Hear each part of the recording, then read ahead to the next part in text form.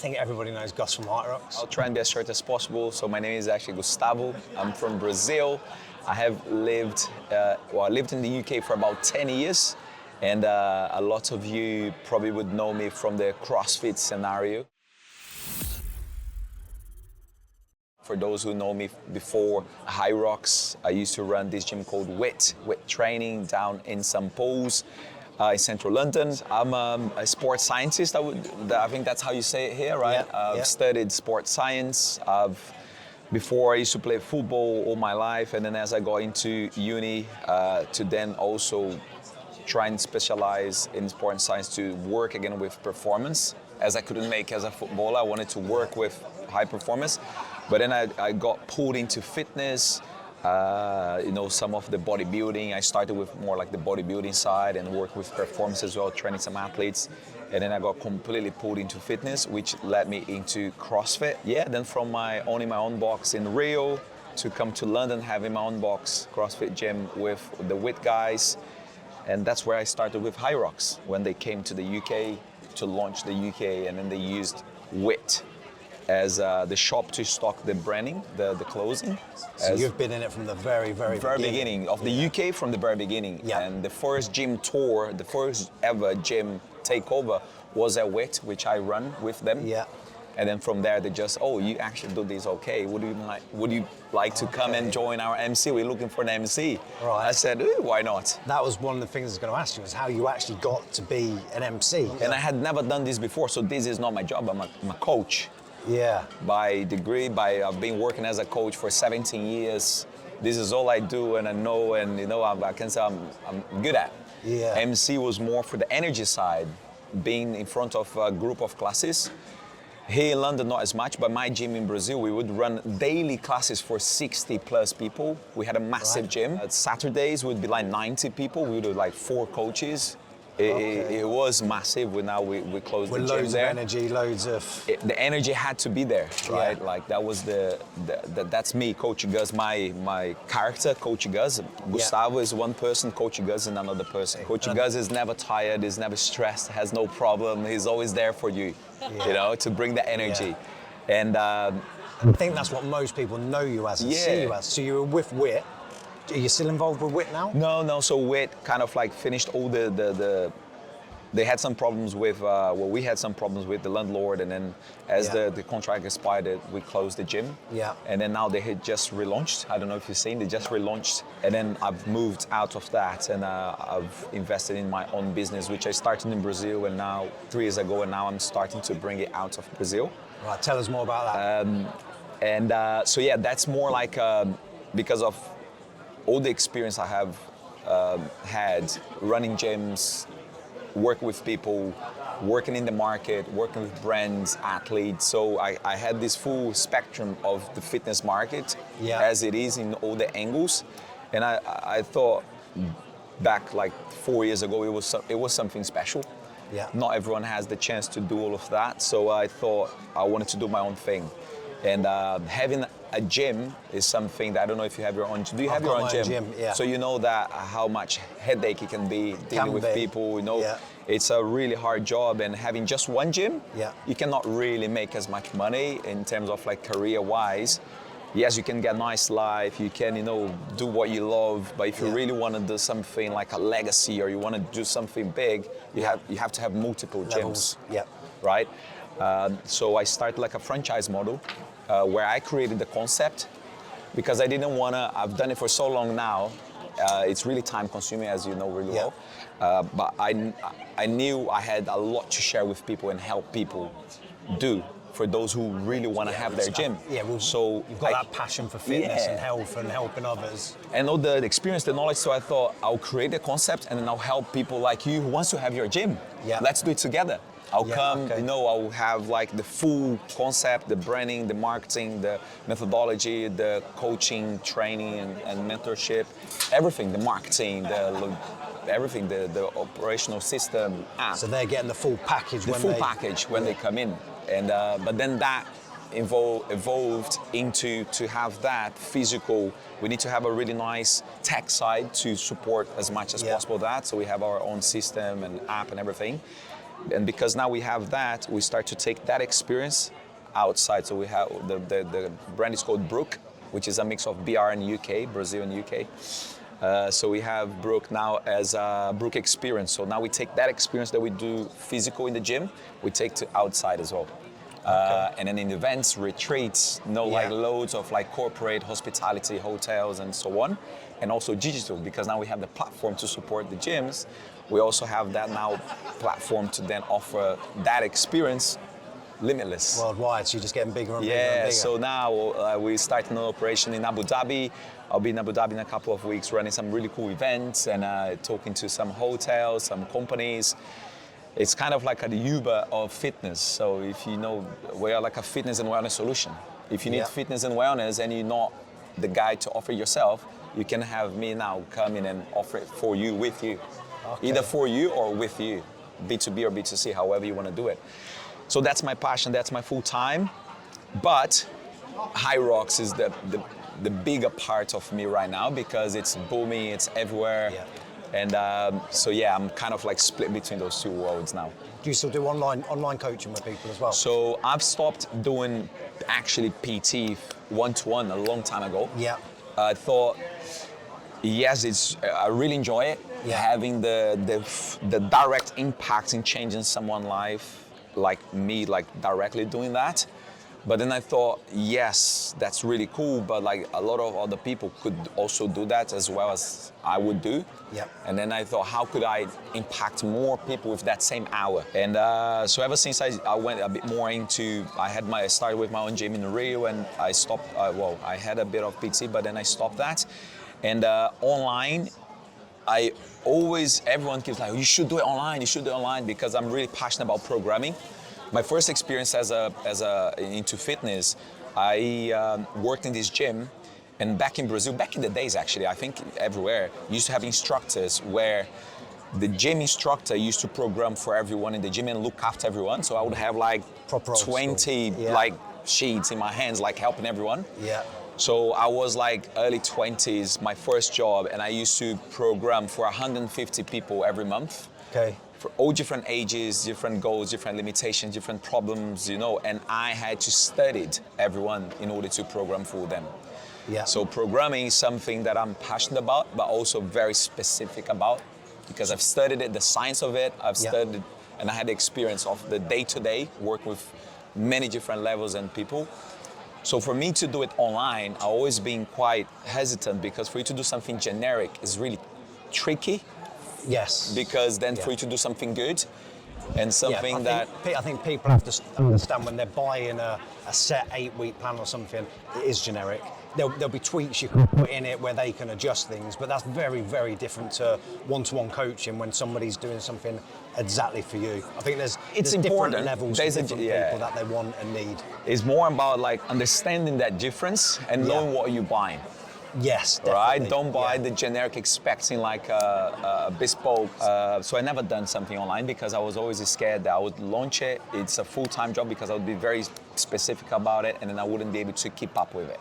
The way to explain myself, or like if I had one thing, is like I'm very committed. If I promise I'm gonna do that, if I commit to do it, if for some reason I don't do it, I would be really upset and that would really frustrate me. That would impact my life. If you say you're going to do something, do it, follow it through. You know to say you're going to do it, but if you say you're going to do it, then you're obliged to deliver. You know what I mean? Say, no, I'm not doing it, or if you are doing it, then you go in full in and helping. And then you start sacrificing time with your family, which is the reason why I'm doing all this, is so I can have more time and buy more time, more quality time, or give them more comfort. But then I'm realizing that if I'm not there to enjoy that comfort with them, there's not really a point, right? So I think that can be a difficult one. It's them going, what am I actually really doing this for? And when it is that with a family, you then even have to say no to even more stuff. You then need to be going, I can't do that because this is kid time, this is wife time, this is family time. It is This hard. is your time. No, for sure. But I mean, like, I've given myself like a window of like 5 years, which I know I'm gonna miss, like those years which my kids, they're never gonna be that big or that old again, ever again. And I'm kind of missing it. But so when they're slightly older and we can actually do more stuff together, like physical, which is me, I like to do the physical stuff with them.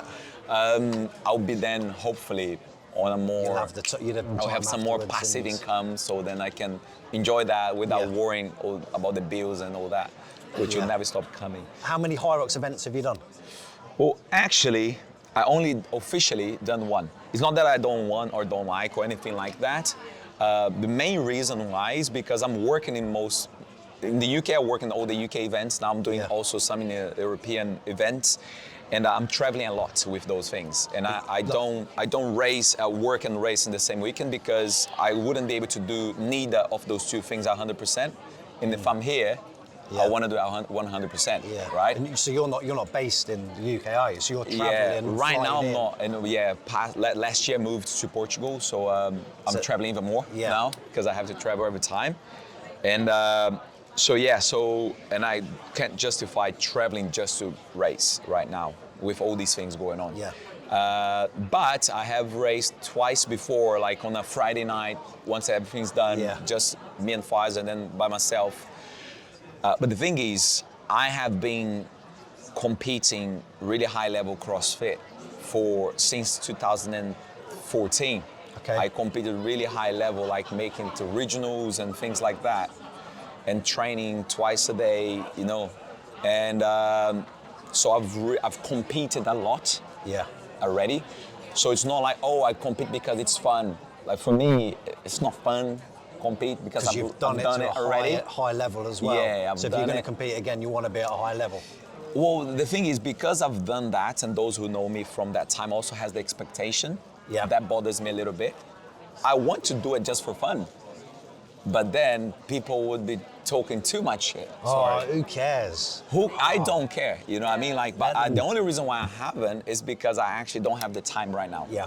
But this year, I have made a promise to myself that I will find the time and I will like cut the bullshit in a sense. Like I'm not gonna care about the expectations, but it's more because I then create expectations for myself that I wanna do well. I know I can deliver, but I don't have the time to train.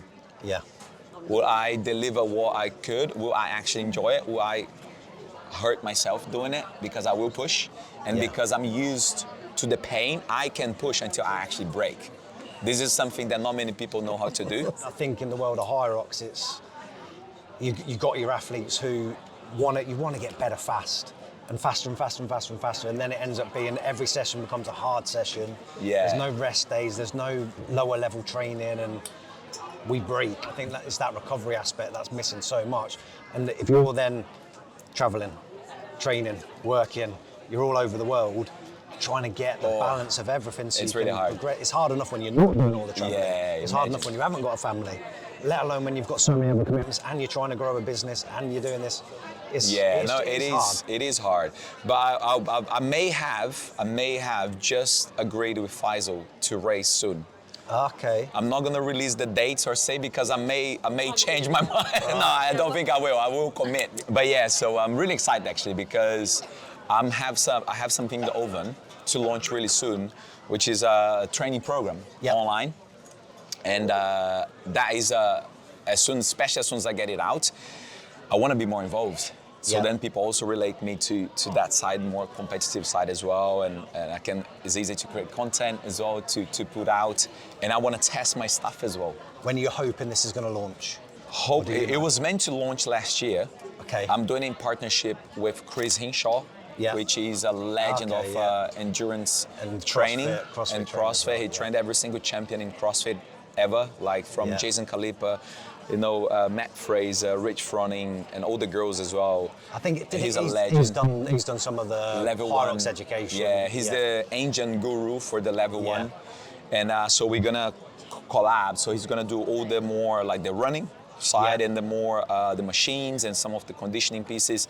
And I will be helping him with that, but focusing more on the stations, on the strength.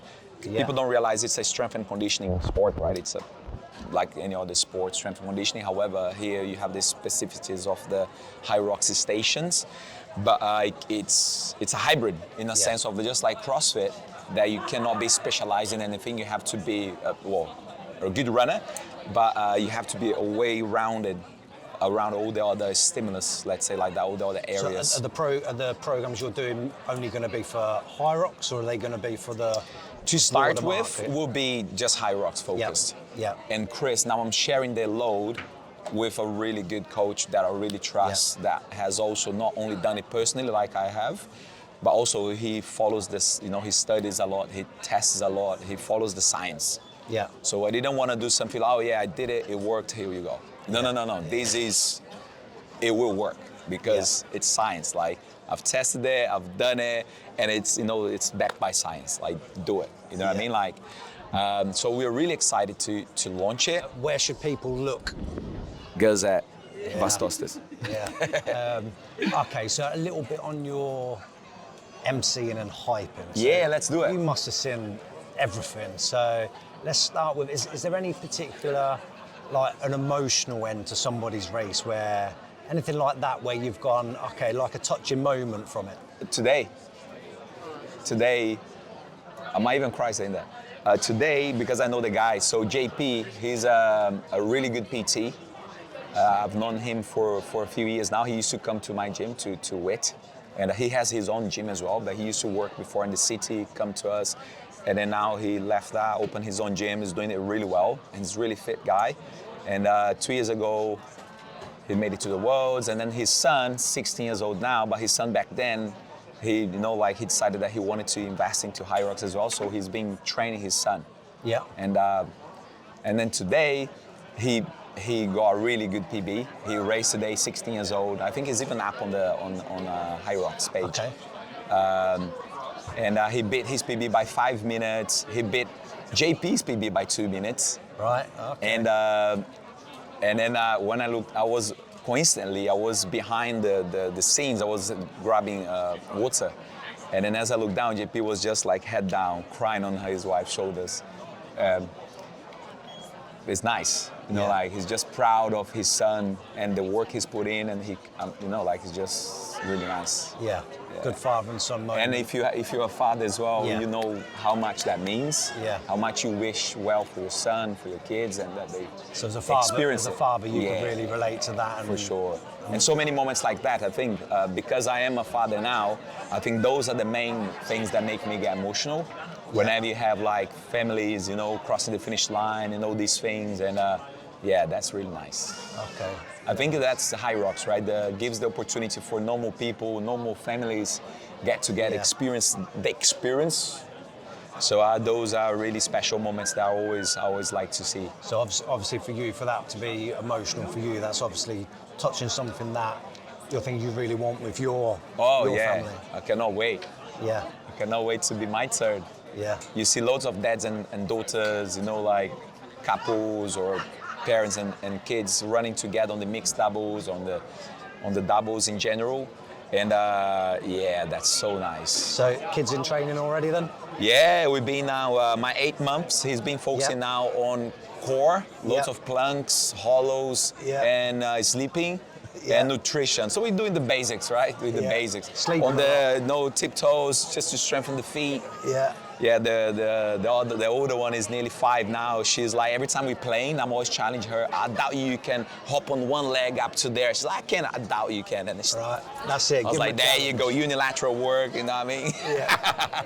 Trick them into doing it. Whenever she was like learning how to go up like stairs, she would always go up the stairs with the stronger leg. I was like, I doubt you can do it just with the other leg. And then she was like, and she would like just climb away with it. So already from her personality, the importance, she's gonna go for it. But this is the thing of the importance of parents know a little bit about the body, the importance of training, not training, but like the importance of looking after your body.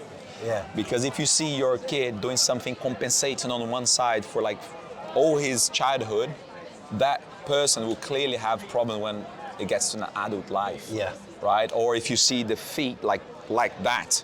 Yeah. And then you don't take that kid to a specialist. They've been brought up like that. That's their whole life will be a pain because of that. That could easily been looked after when they were kids. Yeah. So like when they're just feeding crisps and stuff to kids, I go mad sometimes when I see that, because like you are, teach them it's your fault. Yeah. What is there anything about Hyrox that you'd change? If you could change one thing about Hyrox? Change. either make it better or add in or take out? I think to put in the show like they put, and the size of it in order to fit athletes, as many athletes as possible. Not only because it's a business model, but also because everyone wants to compete, so it has to be big. I feel like the entertainment sometimes, suffers a little bit.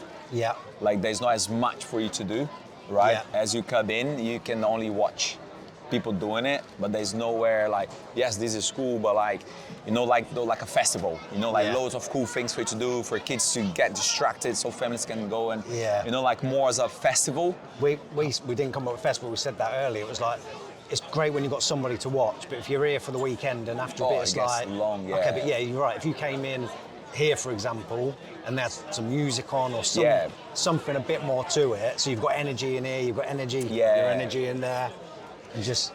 So the music and us like take the biggest hit because that's pretty much what we can do in order to make it soften a little bit. The noise, the visual, that can be quite overwhelming.